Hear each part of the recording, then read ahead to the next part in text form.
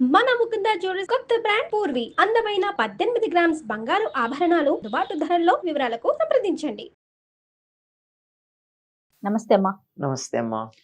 అమ్మా, మనకి పోలీస్ వర్గారోహణ ఉంది. ఈ రోజు యొక్క విశిష్టత ఒక్కసారి. కార్తీక మాసంలో దీపాలు పెట్టడం యొక్క ఫలితం ఏమిటో తెలియచెప్పేది పోలీస్ వర్గానికి వెళ్ళడం. ఈ దీపం పెట్టడం అనేది ఎంతో ప్రాధాన్యం వహిస్తుందమ్మా కార్తీక మాసంలో. ఎందుకంటే ఈ నెల వెన్నెల ఎంత వెలుగులో ఉంటుందో చీకటి అంత దట్టంగా ఉంటుంది. ఎందుకంటే ఈ సమయంలో భూమి సూర్యుడికి చాలా దూరంగా ఉండే కాలం, అందువల్ల చలి ఉంటుంది. అందుకని దీపాలకి ప్రాధాన్యం. మళ్ళీ దీంట్లో ఆధ్యాత్మిక విషయం పక్కకు పెడితే లౌకిక విషయం మాట్లాడుతున్నాను నేను. ఇది దీపానికి ప్రాధాన్యం. పైగా చలిగా ఉంటుందేమో, నువ్వుల నూనెతో వెలిగించినటువంటి దీపం పెట్టినట్టయితే అది ఆరోగ్యానికి మంచిది. ఇదేదో వైద్యులు కూడా అంగీకరించారు. కొలెస్ట్రాల్ ఎక్కువ రాకుండా ఉండడానికి ఆ నువ్వుల నూనెతో దీపం వెలిగిస్తే వచ్చే పొగ పీలిస్తే తగ్గుతుంది అని. అది అందువల్ల ఈ నువ్వుల నూనె దీపం పెట్టడం, ఈ నెల పెడితే ఫలితం ఏమిటి అన్నది మనకు అనుమానం వస్తే ఆ అనుమానాన్ని తీర్చడానికి ఒక కథ చెప్పారు. ఇది పోలీస్ వర్గానికి వెళ్ళడం. మనకి ప్రతిదీ కూడా ఒక వ్రతం ఏదన్నా చేసినప్పుడు, ఒక పూజ కానీ చేసినప్పుడు దానికి ఫలితం ఏముంటుంది అని అడుగుతారు. మనకి నాకేమిటిట అని అడిగే పద్ధతి ఉంది. ఏదో ఉండాలి కదా. ప్రయోజనం అనుద్దిశ్య నమందోపి వర్తతే. ఒక ప్రయోజనాన్ని ఆశించకుండా ఒక పిచ్చివాడు కూడా ఏమీ చెయ్యడు. కనుక మనం పిచ్చివాళ్ళం కాదు కదా. ఏదో ఒక ప్రయోజనం కావాలి. మీరు నెల దీపం పెడితే ఈ ప్రయోజనం ఉంటుంది అని తెలియజెప్పేటటువంటి ఒక ఇతివృత్తాన్ని ఉదాహరణగా చెప్తారు. అందుకే ప్రతి వ్రతంలోనూ మీకు ఒక వ్రత కథ ఉంటుంది. ఈ కథలన్నీ కూడా ఈ భారతదేశంలో జరిగినవే. అందువల్ల ఒక్కొక్క కథ ఒక్కొక్క ప్రాంతంలో ఉన్నట్టుగా చెప్తారు. ఈ పోలీస్ వర్గానికి వెళ్ళేటటువంటి కథ పూర్తిగా గోదావరి తీరంలో జరిగినటువంటిది. గోదావరిలో స్నానానికి వెళ్ళినట్టే చెప్తారు అందులో. ఓకే అమ్మా. పైగా ఈ కార్తీక మాసంలో దీపాలు పెట్టుకోవడం అన్నది ఒక వర్గానికి ఒక వర్ణానికి చెందిందేం కాదు. అందరూ పెట్టుకోవాలి, అందరూ పెట్టచ్చు. వీళ్ళకి అర్హత ఉంది, వీళ్ళకి అర్హత లేదని కాదు.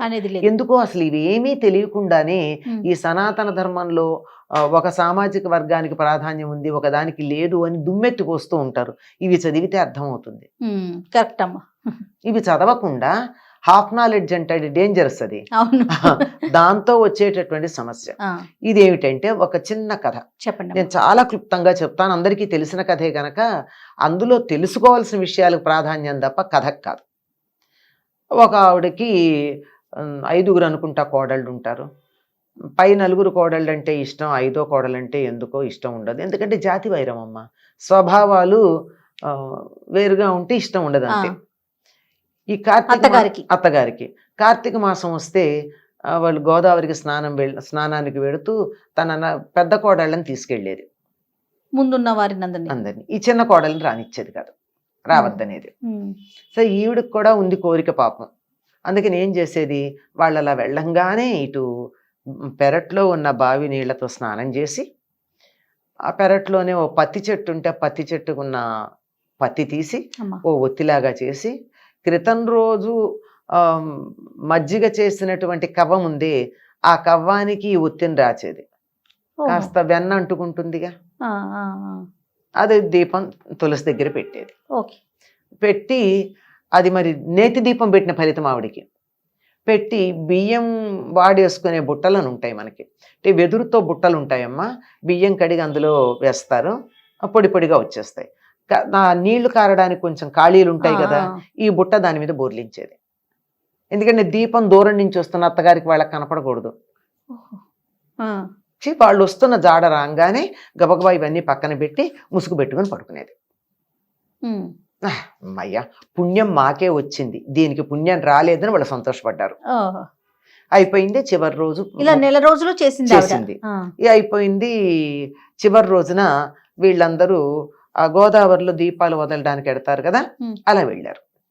అలా వెళ్ళేటప్పటికీ వాళ్ళకి దేవదూతలు ఈ చిన్న కోడల్ని, దీని పేరు పోలి, ఈ చిన్న కోడలిని విమానంలో ఎక్కించుకు తీసుకెళ్తున్నట్టు కనపడింది. వాళ్ళందరినీ పెట్టి ఎవరు మీరంటే ఇదిగో మా పోలి అన్నారట. అవును మీ పోలే మేము తీసుకెళ్తున్నాం. ఎందుకు తీసుకెళ్తున్నారు అంటే మేము స్వర్గలోకానికి తీసుకెళ్తున్నాం. ఎందుకు? ప్రతిరోజు దీపం పెట్టినందుకు మమ్మల్ని తీసుకెళ్ళమని కూడా వీళ్ళు అడిగారు.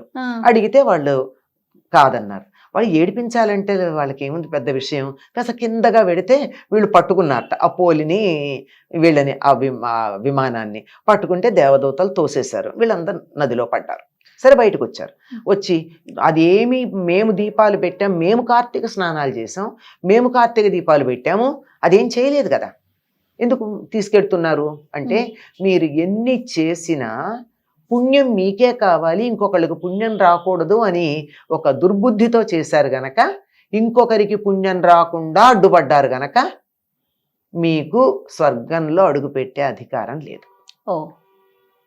మీ మాట కాదనకుండా తనకు అందుబాటులో ఉన్నటువంటి వసతులతో తన దీపం పెట్టుకుంది గనక తనకి మేము తీసుకెడుతున్నామని చెప్పారు. అంటే అర్థం ఏమిటి కథలు? పుణ్యం అన్నది నాకే కావాలి అనేటటువంటి స్వార్థం ఉండకూడదు. పుణ్యం అందరికీ కావాలి అమ్మా, ఇతరులకు కూడా దాన్ని పంచాలి. మన దగ్గర ఉన్న వస్తువే నలుగురికి పంచి వాళ్లతో కలిసి అనుభవిద్దాం అనుకుంటామే, పుణ్యం కూడా ఇతరులకు వస్తే నీకేం నష్టం లేదుగా. ఇప్పుడు ఆ అమ్మాయికి ఆ పోలికి కూడా పుణ్యం వస్తే అత్తకిను తోడుకోడలకి నష్టమేం లేదు, కానీ అసూయ ఇంకోళ్ళకి రాకూడదు. ఇలా ఉన్నటువంటి వాళ్ళు స్వర్గానికి రారు. అంటే ఇందులో మనం నేర్చుకోవాల్సింది ఏమిటి? గోదావరికి వెళ్ళి స్నానం చేసే వీలు లేకపోతే ఇంట్లో చెయ్యండి. ఇంట్లో కూడా బావి లేకపోతే బకెట్లో నీళ్లతో చెయ్యిలా 3 సార్లు తిప్పి గంగా గంగా గంగా అంటే గంగ అందులోకి వచ్చి ఉంటుందిట ఈ నెలంతా. అంచేత గంగా స్నానం అని అనుకుని స్నానం చెయ్యండి. మాకు ప్రత్యేకంగా ఒత్తులు ప్రత్యేకంగా చేసి ఇంతంత నువ్వుల నూనె పోసి నీ దీపం పెట్టే వీలు లేదు అంటే ఎంత వీలైతే అంత దీపం పెట్టండి. భక్తి ప్రధానం. ఎంత కిలోల నూనె తెచ్చి దీపాలు పెట్టి ఇంకొకళ్ళకి పుణ్యం రాకూడదని అడ్డుపడినట్టయితే మీరు టన్నుల కొద్దీ నూనె వెచ్చించి బేళ్ల కొద్దీ పత్తితో దీపాలు పెట్టినా ఎక్కడ ఉన్న వాళ్ళు అక్కడే ఉంటారు. ఇది ఇందులో ప్రధానంగా గుర్తుంచుకోవాల్సింది. ఒకటి, మనకు అందుబాటులో ఉన్న వాటితో ధర్మాన్ని ఆచరించాలి. 2, ఇతరులకు కూడా మేలు కలిగేటు చూడాలి తప్ప నాకొక్కలకే పుణ్యం రావాలి అనేటటువంటి దురాశ ఉండకూడదు.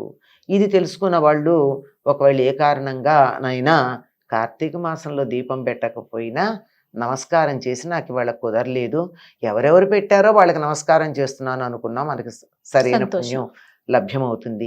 ఈ వ్రతాల్లో ఈ నోముల్లో ఉన్నటువంటి కథలు చదువుకోవడం ద్వారా మనం తెలుసుకోవాల్సిన విషయాలు చాలా ఉన్నాయమ్మా. మన ప్రవర్తనకి సంబంధించిన విషయాలు ఉన్నాయి. ఇతరులు పుణ్యం సంపాదించుకోవడానికి సహాయపడు, నువ్వు వెళ్ళలేకపోతే, నేను గుడికి వెళ్ళలేకపోతే నీకు ప్రోత్సహిస్తామా, నువ్వు వెళ్ళిరా అంతే, చాలు. అంతే. అది లేకపోవడం వల్ల వాళ్ళు ఎంత చేసినా వాళ్ళకి పుణ్యం రాలేదు అని. ఇది పోలీస్ స్వర్గానికి వెళ్ళినటువంటి కథ. ఇది కార్తీక మాసంలో అమావాస్య నాడు చిట్ట చివరి రోజు చేస్తారు. ఆ రోజు మంగళవారం శుక్రవారం అయితే అయ్యో మన ఇంటి ఆడబడుచు కదా ఎందుకు పంపిస్తాము అని చెప్పి మాట్లాడి చేస్తారు. ఓకే. ఇంకా ఆ రోజు ఏమైనా ప్రత్యేకమైన విధి విధానాలు పాటించాలమ్మా? ఏమీ లేవమ్మా. ఈ కార్తీక మాసం అంతా ఏం విధి విధానాలు ఉన్నాయి? తెల్లవారుజామున సూర్యోదయానికన్నా 1.5 గంటల ముందు స్నానం చేయడం, తులసి దగ్గర దీపం పెట్టడం, ఆహార నియమాలు పాటించటం. ఆహార నియమాలు ఉన్నాయి కదా మనకి. ఏదో సాత్విక ఆహారమే తింటాం, రజోగుణానికి సంబంధించింది తమో గుణానికి సంబంధించిన ఆహారాలు తినకుండా ఉండడం, అట్లాంటి నియమాలే ఉన్నాయి. సాయంత్రం మళ్ళీ ఎలాగో దీపం పెడతాం. ఇంకా అమావాస్య ఉంది గనక, కార్తీక మాసమే గనక తులసి దగ్గర మళ్ళీ సూర్యాస్తమైన తర్వాత దీపం పెట్టుకుంటాం. అంతే. నమస్తే. నమస్తే అమ్మా.